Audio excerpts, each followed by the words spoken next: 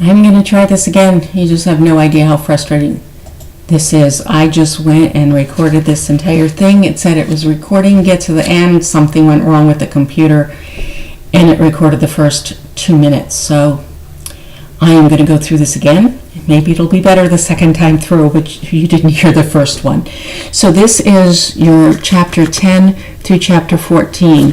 Now understand it's 10 through 14 because there are only key points in each chapter that I need you to cover. I will tell you what to focus on. I will tell you what to stick to, what to read, what to skip. You are entry level into practice. You're not going to be pharmacists. You're not going to be prescribing providers. Just need an overview. So starting on your antivirals, on the beginning, on the first page, are key terms. In here, everything on this page, well, almost everything on this page is stuff for you to be familiar with, understand what they mean, especially like the acquired immunodeficiency syndrome versus HIV. At this point, I think everybody's familiar and with herpes and what a virus is. Understanding viruses. Viruses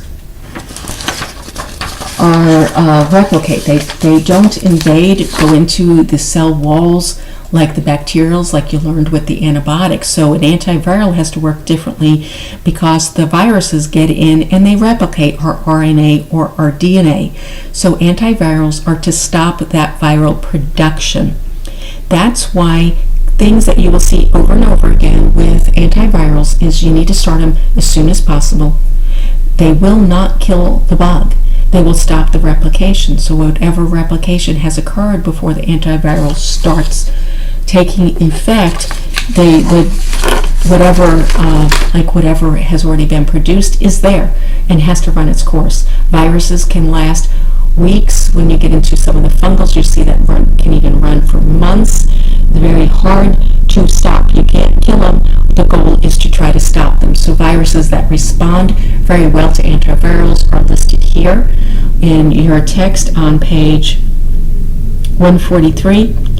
It mentions the influenza A and B, also respiratory syncytial virus, RSV. RSV is common in up to age 5, when we will cover that virus more so in pediatrics.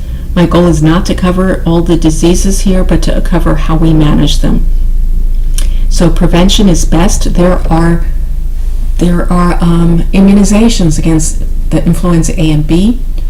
There is one for the RSV or respiratory syncytial virus. There is a vaccine for hepatitis B. I know they're working on one for HIV, but that has not come out yet. Cytomegalovirus is one just to be using caution. Usually it's like with cat litter. Anyway, so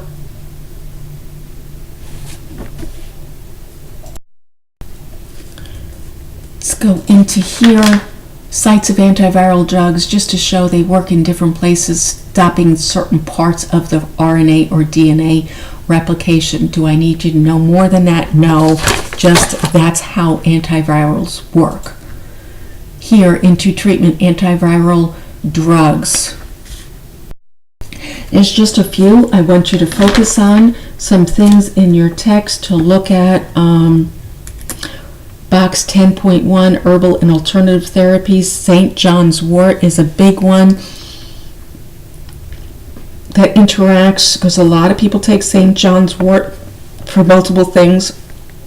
I mentioned it in the CAMS lecture. So because of what it works on in the liver, and these antivirals often work for the liver, there's a big risk for a bad interaction. So if they're on going to be on an antiviral, they should not take St. John's wort. Romantadine here is one that you don't see prescribed very often. It's one of the drugs for the influenza virus. It's not used very often because it has so many interactions and problems interactions if they're on an anticholinergic.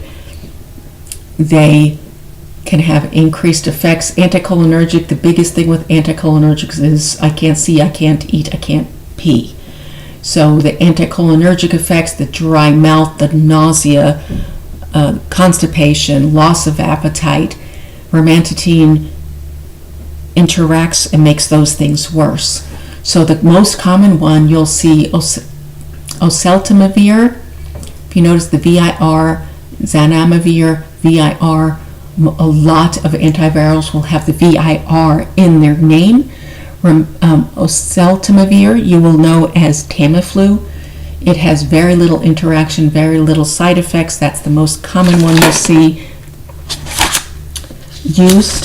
So that's the one to be more familiar with. It's readily absorbed in the GI tract, excreted in the urine. Amantadine is another that absorbed in the GI tract that you might see. These others also, I said Rhamantadine, it has so many interactions, you don't see it much. Zanamivir, you don't see much because it's only delivered through a disc inhaler, so that's why you don't see it used very much. Box 10.2 on page 164, drug therapy across the lifespan. The antivirals, most of them are very rare that they're used in children because they are extremely sensitive and can have major problems, reactions to it. And older adults, again, you'll see repeatedly in all your sections on drug therapy across the lifespan, the very young and the very old. Page 145 talks about contraindications, renal clearance for amantadine. Amantadine cannot be given during pregnancy, but I really want you focusing on the oseltamivir. Your text talks about Rhamantadine more so on page 146. Just knowing it, and clicks might pull that one up because of the problems, complications with it, contraindications. So for your studying, Rhamantadine, oseltamivir, I would be familiar with those two there. Always look over your nursing considerations. It has a nursing considerations for patients receiving influenza A and respiratory viruses. Read over that section, pick up some key points for your learning. I'm going to move into herpes and cytomegalovirus antivirals. That starts on page 147. Pharmacokinetics, it's readily absorbed in the kidney and GI tract, metabolized in the liver, excreted in the urine.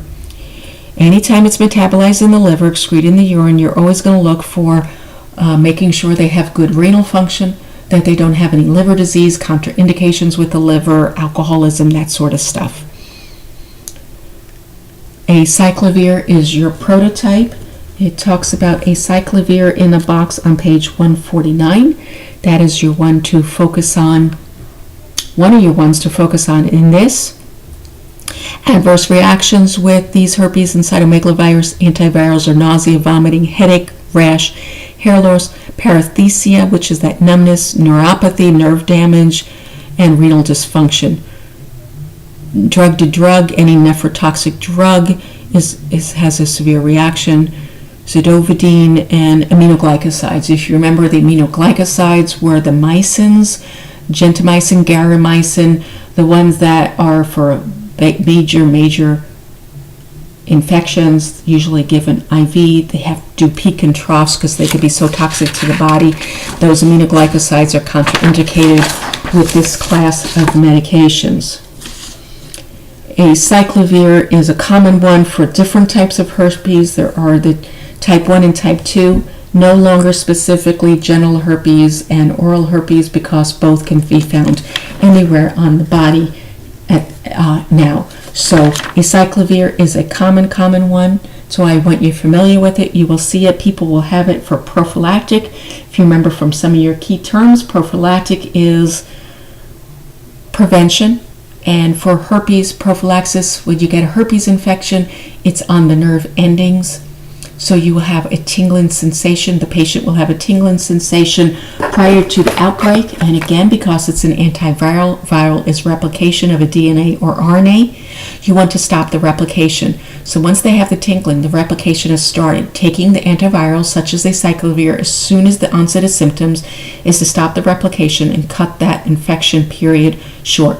They don't die, viruses lay dormant in the body until they choose to flare up again. So I'm looking over your table 10.2, acyclovir or Zovirax. And the other one, you might see more valacyclovir or Valtrex are the most common ones, so be familiar with both of those. Both are used for both types of herpes infections. And if you notice the VIR in both of those names. You can move along here into HIV treatment. Don't need to know a lot about HIV. Be familiar that usually it is used in combination drugs. Let me see. It talks, I will find it. I know your text talks about it. Oh, here we go. Box 10.6 on page 156, fixed combination drug treatment of HIV infection. You want to read over that just to understand the concept of combining these drugs for proper HIV treatment, because they have these multiple kinds. If you just be familiar with that terminology, those are HIV treatment classes of drugs and they use them in combination. Cyduvidine is the one I want you to focus on in this section. You will find this picture on page 155 of your text. Be familiar with that one. It is a nucleoside reverse transcriptase inhibitor, or NRTI. All these others, just knowing there's protease inhibitors, there's fusion inhibitors, not to memorize all the kind under there, just to know those inhibitors are for HIV. And this particular one, Cyduvidine, and what type of inhibitor it is. Pharmacokinetics, rapidly absorbed from the GI tract, most of them metabolize in the liver, so of course you're watching for liver problems that be contraindicated with pregnancy and lactation. Cyduvidine, this particular one, is the only one of the HIV antiretrovirals that is okay to be used in pregnancy and lactation. That's why I want you to focus on this. The rest cannot.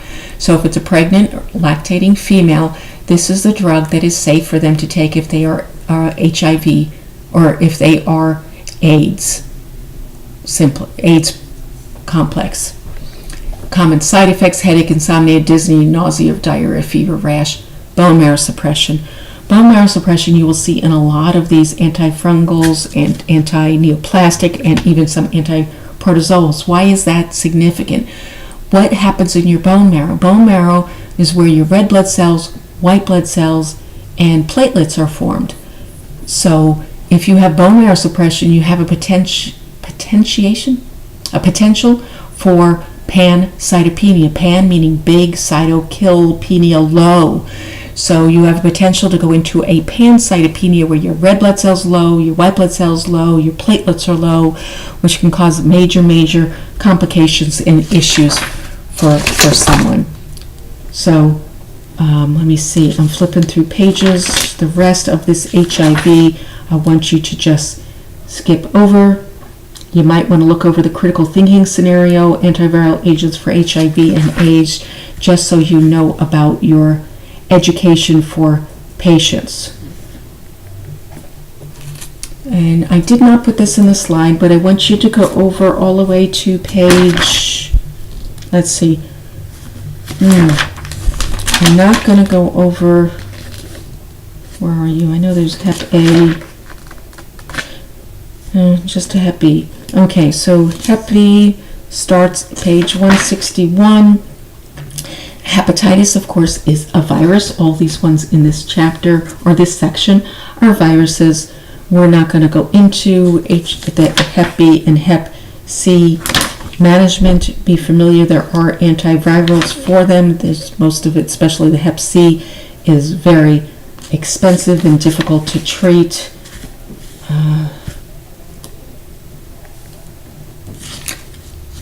See, that's the end of that chapter. Just skip past through there, go into chapter 11 on antifungals.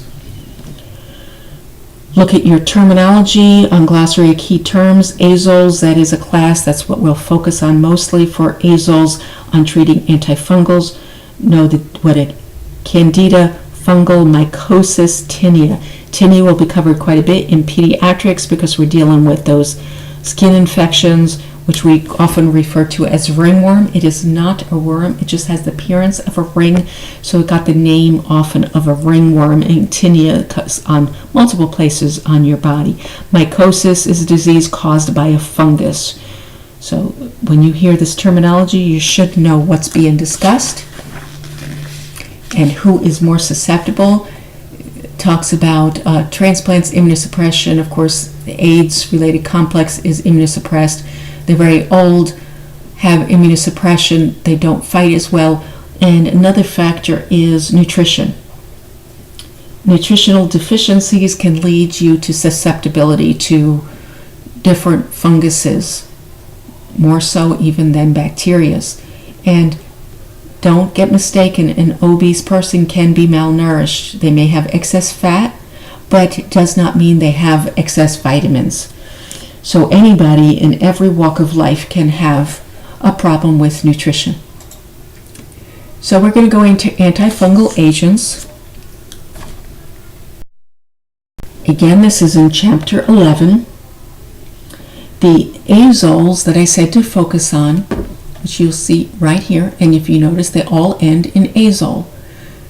Meconazole, clotrimazole, ketoconazole, fluconazole, they all end in the azole ending. That's how you can be familiar with them. On this, I want you, the ones that are on here are where you need to kind of focus. These amphotericin, nystatin, we will discuss a little bit because I want you to familiar with those. All the azoles, being familiar with, we will discuss those some more. Allylamines, terbinafine, we will talk about that one a little bit. Inhibit mitosis, where it mentioned in your terminology that your mitosis is a fungal infection. So Gracilofulvin is one that you will see used. This mitosis is a fungal infection, usually on the nails. They have liquid and they have oral. A lot of times trying to use the liquid, but it's still absorbed, and major problems with the liver, as you'll see when we talk about that some more as we go through this chapter. So your azoles. It begins on page 170 of your text.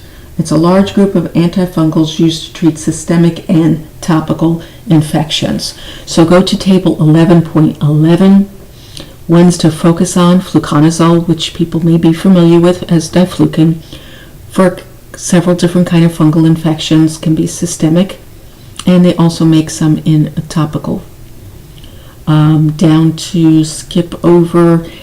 to terbinafine, which is Lamisil, which is the one I mentioned for your dermaphytes in the fingernails. And if you look at treatment schedule, it's 6 weeks for a fingernail and 12 weeks for a toenail. And I think I mentioned, I don't know if I mentioned it the first lecture through or this time through, but it's very, very difficult to kill a fungal, to stop it, so treatments are long, drawn-out treatments, and people have to stay compliant with it to kill them. So in there, your fluconazole and your terbinafine, be familiar with those. Go down to your next section. No, I don't need you to worry so much in section 2. On your last section, other antifungals, you want to be familiar with your amphotericin B, with your grisofulvin, and with your nystatin. Your amphotericin B is always given IV. It's for fatal systemic fungal infections. Amphotericin B is very toxic, can be very damaging to the body. So trying to see. Oh, I got some more slides that go into this. I just want to touch on this chart. Down to your griseofulvin, which is your generic. It's for the different types of tinea or ringworm. That's because it is generic. And it treats all the different worms. And I'm sorry, all the different, listen to me, worms, the different tineas on the different parts of the body. It comes in multiple different forms, so it is a common one to be familiar with. Nystatin, you may have already seen, or mycostatin. Although your text talks about it being PO, it also comes in a powder and a cream, depending on which part of the body you're trying to treat. It is often used for the candidus in the oral form. A vaginal candidus, you'll have it in a cream or suppository, and a powder form, because fungals love the warm and the dark. So groins, sweaty areas, under breasts are places where you might see a fungal infection. And that's where I like nystatin powder to be in places like that, where a cream is not real appropriate, where a cream is more appropriate in the vaginal area, or if they have a fungal in the rectal area. And the nystatin swish and swallow for the liquid, because candidus can spread down the GI tract. In the azoles, there are many drug-to-drug interactions.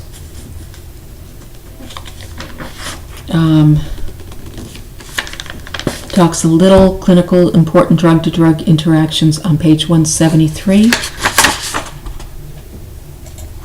Then I'm going to touch on some things here. Topical antifungals, culture sensitivity testing area, application for color, temperature, evidence of lesions. Make sure you're treating the appropriate thing and using the appropriate form for that part of the body. So here we go with your fluconazole. I want you to understand fluconazole. This is mentioned on page 173. You will see this little chart. Adverse effects: headache, nausea, vomiting, diarrhea, abdominal pain, and rash. It can be treated for oral, pharyngeal, esophageal, and vaginal candidus. It can be given orally, and creams and suppositories.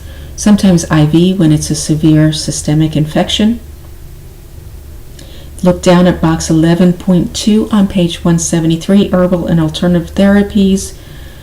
Making sure that people are aware when they're using them. There's this one called ergot, used for migraines, which I have seen people do that in menstrual problems, and there can be an interaction. They need to be off of that until they're completed their antifungal treatment. Another antifungal I told you to focus on, your clotrimazole or Lotrimin. It's also, see here, oral, topical, intravaginal, also used for tinea, used for multiple things. When using this drug, watch for nausea, vomiting, diarrhea, abdominal pain, skin irritation, and headache, which is the same things that are mentioned for the fluconazole. So that kind of keeps you just knowing those with the antifungals. The clotrimazole is discussed on page 178 in your text, and it does go systemic, helping you focus in your text on things to look for. Page 174, amphotericin B, contraindications and precautions. Has been used successfully during pregnancy, but it should be used cautiously because it crosses the breast milk.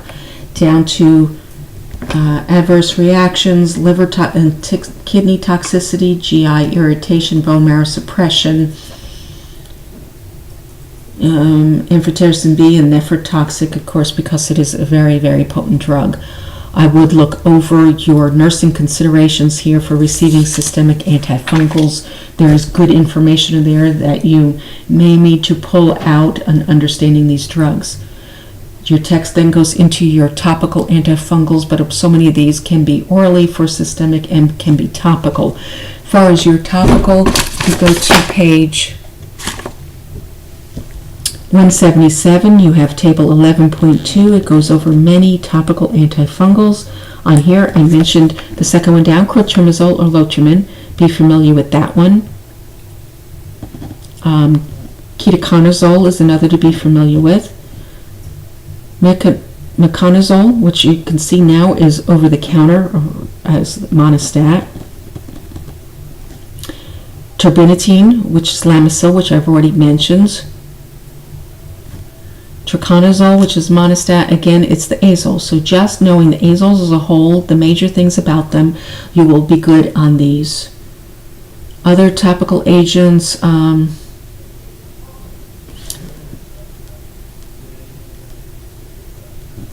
to see if I need you to really know. I don't need you to worry about those. I will not test you on those. I don't think they're that common for you to worry about. You have your prototype clotrimazole on page 178. Again, your nursing considerations, read over your topical antifungal nursing considerations, because that is something you should be able to do your teaching with. So that's an expectation to have an understanding of that. You have your critical thinking scenarios. It gives these throughout your text. They're very good. I know you have a lot to read. This just talks about poor nutrition and opportunist infections, which I already touched on. So you can move on out of this chapter, go into chapter 12, go to your antiprotozoals, which starts on page 183. They're very opportunistic type of infections. These are with your worms and different things in some of the other countries we used to call third world, so underdeveloped countries. So we'll go with that. On your glossary terms, being familiar with amoebas, giardia, malaria, pneumocystic pneumonia, which is an opportunistic pneumonia that those with HIV will get, trichomoniasis, another sexually transmitted vaginal infection. Those are terms in there to be familiar with. So what else do you need to know in this chapter? Don't worry about reading all about malaria and the life cycle of Plasmodium. Don't worry about that. Do look at box 12.1. Again, always drug therapy across the lifespan. Read over those. Children are usually too sensitive to antiprotozoal agents, so they may not be used that often. Read that, especially if you're going to travel. That goes for any age traveling, going to the health department and getting information if you need to be on a prophylactic and what cautions you can take. Go on into antimalarial therapeutic action and indications on page 186. Chloroquinolone, that's why I have it on here, because it is the mainstay, the main treatment for malaria.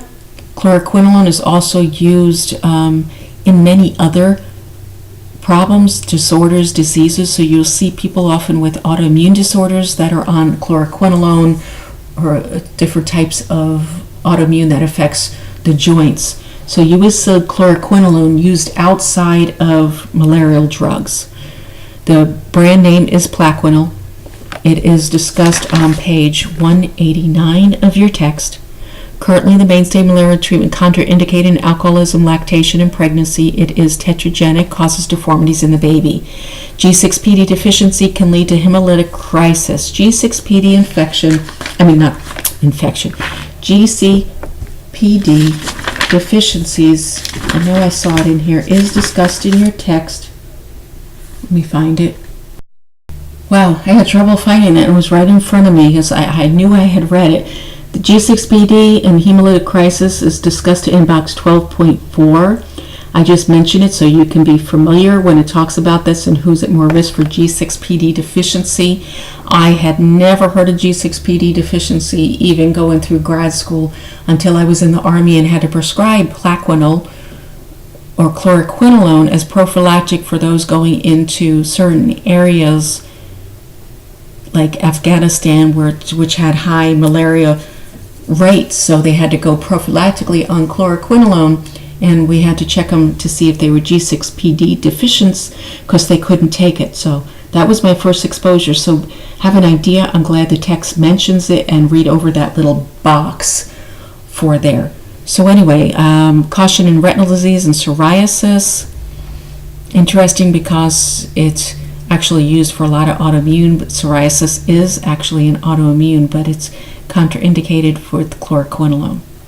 Retinal disease because it can cause Chloroquinolone, they have to monitor the retina. If they have a retinal problem, you will not put them on chloroquinolone. It can cause sudden blindness, retinal damage. So if somebody's going to be on chloroquinolone for an extended period, they have to have these retinal exams at least every year. The common central nervous system, things like the visual disturbance, dizziness, and headache, dyspepsia, anorexia, hepatic dysfunction is associated with toxic effects of the drug. So they've actually lowered the dosing on chloroquinolone because they've realized they have to.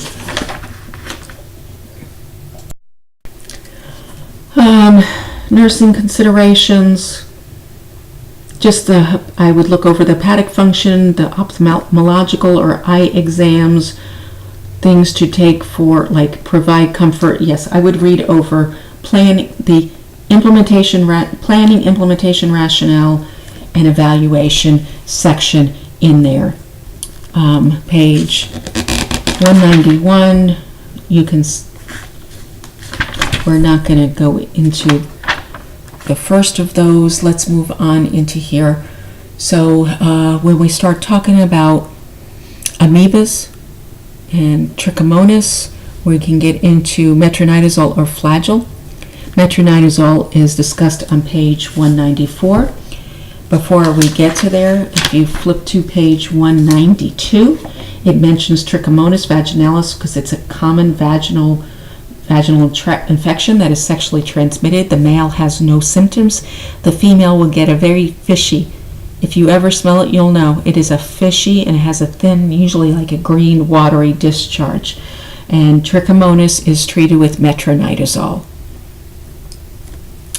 So on page 193, table 12.2, I want you to be familiar with metronidazole. And that's it. Yep. So that's the only one I want you to be familiar because it treats amoebas and trichomonas. So you will see this one used quite often, and it's even used in the pediatric population. That's the only one out of this section I need you to be familiar with. This is a good little thing on the headache, dry mouth, fatigue. No alcohol for 48 hours after you finish metronidazole. That is significant to tell people because, yes, they will make them very sick and vomiting. There's a significant interaction. When they say no alcohol products include no mouthwash, aftershave, deodorant, and bath splashes. Interesting, I had not thought of that. Okay, so on your nursing considerations for patients receiving antiprotozoal, starts on page 194, goes into 195. Look over those, especially in planning implementation with rationale. Drug-drug interactions is the bottom, page 194. Read that little paragraph there. You have a critical thinking scenario. It's always good for your teaching because especially with amoebas, people think that they're dirty or something. So that's some information that you want to look over with your metronidazole or with your metronidazole. The reason they get so sick with the vomiting with alcohol is because it has the same effect as disulfiram, which I think I mentioned early on in one of your lectures, or Antibuse. Antibuse is given to the alcoholic to prevent them from drinking because if they do drink, they get deathly sick.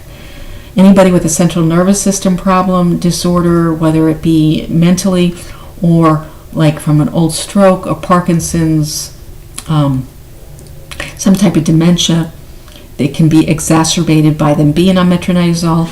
And severe caution if they have a hepatic disease because it is metabolized in the liver and can cause toxicity.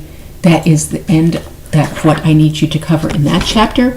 Moving right along into chapter 13, and then we'll go to 14, and we'll actually be done. So chapter 13 is your anti-helminthic agents, or what I think of as your worms.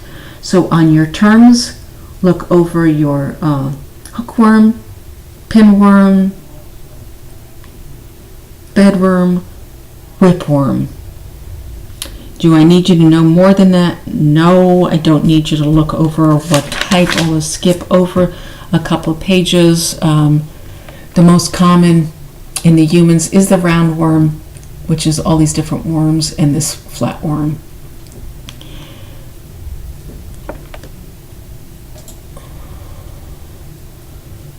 Prototype is your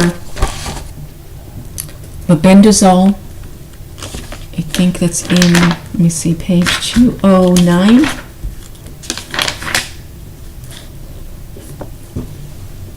Yeah, page 209. I'm just backing up in the chapter a little bit. Let's see. Travelers and Helminics, Cultural Considerations. That's on page 201, box 13.1. Always something for nurses with their teaching. Then Critical Thinking Scenario, Treating Pinworm Infections. In there just a lot for you to understand the teaching you're going to do. Not that you need to drill yourself in it, just things that you're going to look for that you need to teach them. You will teach them if they have a worm in part of the treatment, not just taking the medication. They need to keep their nails short, keep hands clean, frequent hand washing, showering in the morning, changing, laundering undergarments, bed linens, pajamas daily, disinfecting toilet seat daily, washing hands after using the bathroom. That's part of your teaching that I pulled out of that critical scenario, so you don't actually have to read completely over some of that. We'll take all your drug that has been prescribed over 3 days. Never use the drug to self-treat any other infections or give to other people.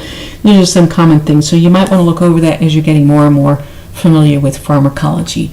So here on your, let's see, critical thinking scenario, antihelmintics on page 205 is another scenario that just gives you some of the teaching.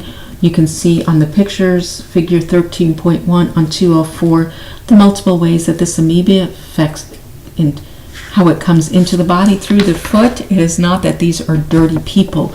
So for you to have an understanding of how it entered the body and how it's treated will help in your teaching to the patient. So antihelmintics begins on page 206. Table 13.2 gives you specifics. And what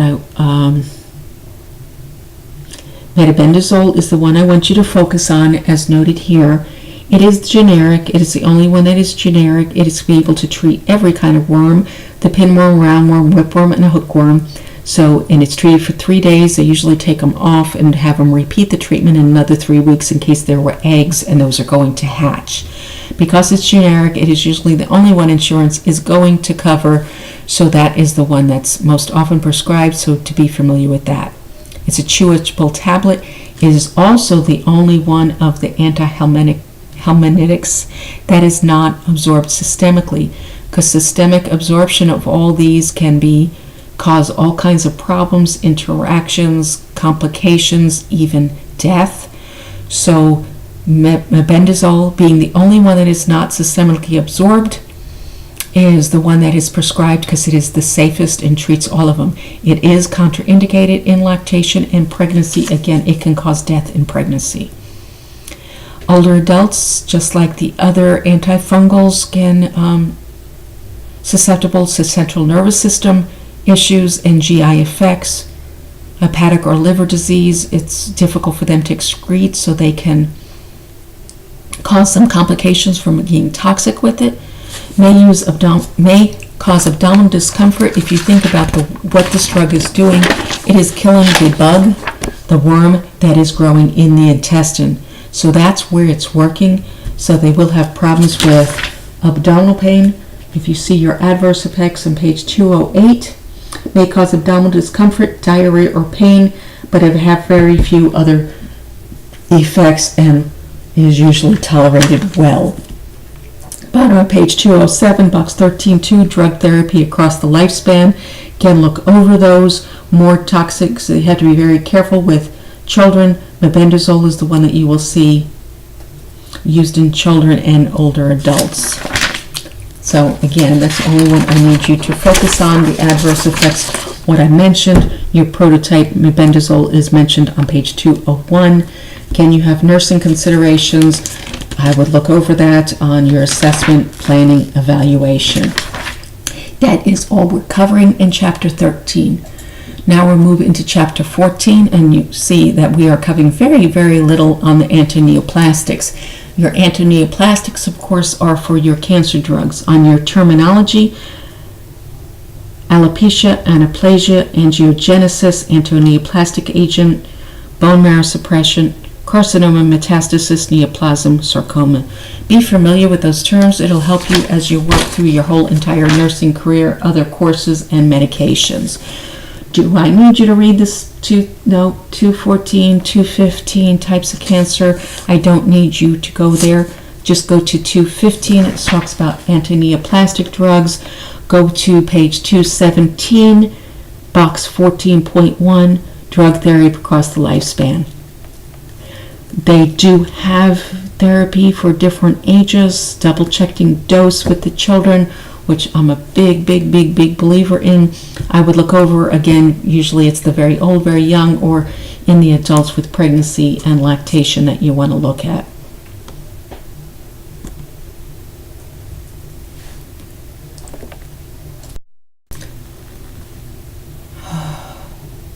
Let's see.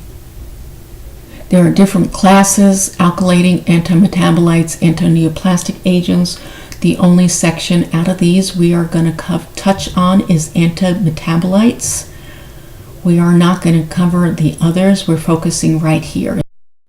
I would not expect NCLEX to go into antineoplastics in depth. If you choose to go into oncology, you will be exposed to these more. You'll see a lot of these used crossed over into immunodeficiencies, so like if you're working with rheumatology. So you will learn what you need to know. I just need you to have some familiarity. So the antimetabolite agent I want you to focus on is methotrexate. It is a drug you will see often because it's used for multiple things, especially with autoimmune disorders. Your methotrexate, skip all these pages, go all the way to antimetabolites. Let's start on page 222. And that's when we'll get into the antimetabolite methotrexate. Also over here on box 14.5, dealing with bone marrow suppression. I think you should read that to have a familiarity with bone marrow suppression and why that can be so dangerous. Box 14.6, antiemetics and cancer chemotherapy. We will be covering antiemetics in a different section, so you don't need to focus so much on that. Table 14.2 has your drugs in focus, anti-metabolites. You don't see methotrexate till you get to the second page, page 225, your methotrexate or Rheumatrix that's up there. It says it's for leukemia, psoriasis, rheumatoid arthritis, and carcinomas. You will see a lot of crossover with autoimmune drugs and antineoplastic drugs. It is contraindicated in pregnancy, lactation, bone marrow suppression, and hepatic dysfunction, metabolism in the liver. Multiple adverse reactions. You will see in your table, in your methotrexate, follow over has treatment and special precautions. So look over the special precautions. And it's caution in renal impairment. They have to decrease the dose. It is, I can vouch for that because I also was on methotrexate for an autoimmune disorder. Something happened. They think I may have had a stone that shut down my left kidney. They're not real sure. Did not know that I had that problem. Took my methotrexate and it shut down my right kidney, so I went into acute renal failure and was hospitalized. Luckily, everything turned around and I was fine, but that'll show you when it says renal impairment caution, there is a caution because it completely shut my kidneys down. Your pharmacokinetics on page 226, it's absorbed well in the GI tract, excreted in the urine. Watch for renal impairment. Contraindications, the first sentence contraindicated during pregnancy and lactation. Adverse effects in box 14.7. There is a box there on 226. Look over that. Drug interactions. I don't think there's too much to watch there. It's really looking for your liver and your kidney. Look over your little box, but I already have it in your slide. Look over your nursing considerations for patients receiving antimetabolites, your assessment, planning, interventions. That is it. I don't need you to go over the antineoplastic, myotic inhibitors, all the rest of the pages in this chapter. We're not going on hormones and hormone modulators. That is so cancer cell specific agents 239. We're not covering that. So there's very little in this chapter that you need to worry about. You can read over it if you wish. I am not going to test on it. You have so much information coming at you.